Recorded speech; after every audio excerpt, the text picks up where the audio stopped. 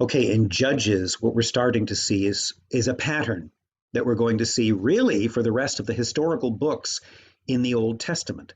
We're told in Judges that not all of the pagans of the promised land, the land of Canaan, have in fact been obliterated. And in fact, we're told that many are allowed to survive to serve as a test for the people of God, a test that they consistently fail because they intermingle and marry with these pagans and they turn and worship their gods. And you're going to see this over and over again for the next millennia plus in the history of the ancient Jews. And in fact, of course, it's true for all people. The consistent turning away from what God offers them. Now, the pattern that we see here, we start meeting the judges in this period of the history of the Israelites. The first one is Othniel, who rises up against Cushan Rishathaim of Mesopotamia. Then we hear about Ehud and Eglon, the second judge, and the Moabites. And that story is interesting if you read it, because Ehud is left-handed and he's able to draw his knife with Eglon not expecting it. He stabs him and it goes all the way in up to the hilt because Eglon is obese and so forth. If you read it, you know it's a very interesting and a little disgusting story. We also hear about Shamgar at the end of that chapter, who fought the Philistines. So the pattern is God allows the Israelites to be overcome and dominated by their pagan neighbors in the promised land until they call out to him for mercy and help. And then he provides them a Moses figure, a Joshua figure, a deliverer, these various judges. And we're going to hear about many more judges before this book is over. Now, why are the Israelites consistently tested? I think the answer to that can be seen partially in this passage from the Gospel according to Mark, where Jesus says in verse 49, 949 of Mark, "For every one shall be salted with fire, and every sacrifice shall be salted with salt." This is after talking about hell and how temptations can lead to it, how sins can lead to it.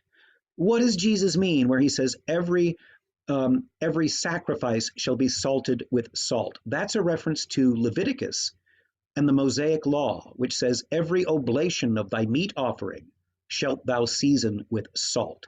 Salt, of course, is also spoken of as you are the salt of the earth, and if the salt has lost its flavor, it's only fit to be thrown out and trampled upon. So there's something about salt that symbolizes being truly seasoned or having the right character to be able to be a good follower of Jesus. But what's this first half that Jesus says? "For everyone shall be salted with fire. Everyone shall be salted with fire, and every sacrifice shall be salted with salt." What does this mean? Salted with fire. Apparently, he's talking about these trials. There are many references to this sort of thing, but I'm just going to show you the link here.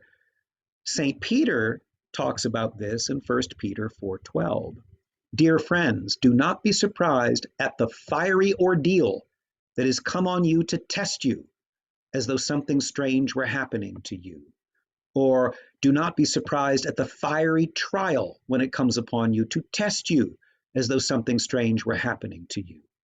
And there are other references. You can look at Bible Hub in that particular verse and see the pulpit commentaries, which are very interesting. And they list these other references to being tried by fire the way gold is tested and purified by fire.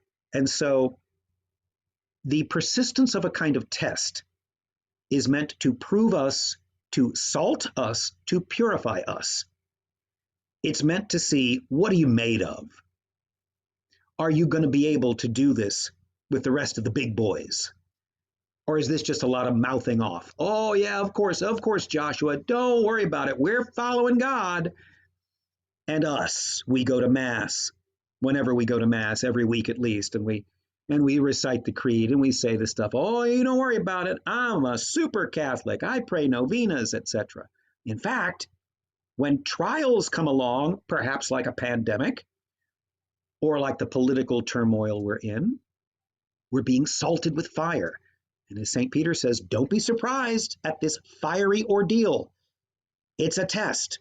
In the same way that the Hebrews were tested in the Old Testament again and again, they're tested by the temptation that surrounds them, by the false gods, by the people, by the women that they marry, these men who are pagans. And they keep failing the test, but God keeps giving them another chance. Of course, part of what Jesus talks about in Mark is don't be too sure you're going to keep getting second chances.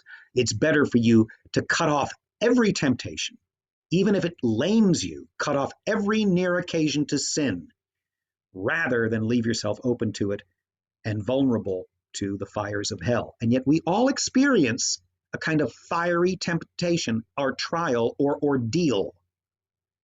We've lost this. Christians used to know this more, that our lives are a kind of test or ordeal in which God tries us to see if we can in fact live up to it.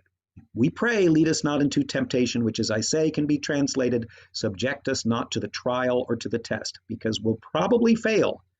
But when the trials come along, when we're salted, when we're burned, when we're put in the oven, it's for a reason. And it's part of the entire story of salvation history that goes all the way back to the book of Judges and really before.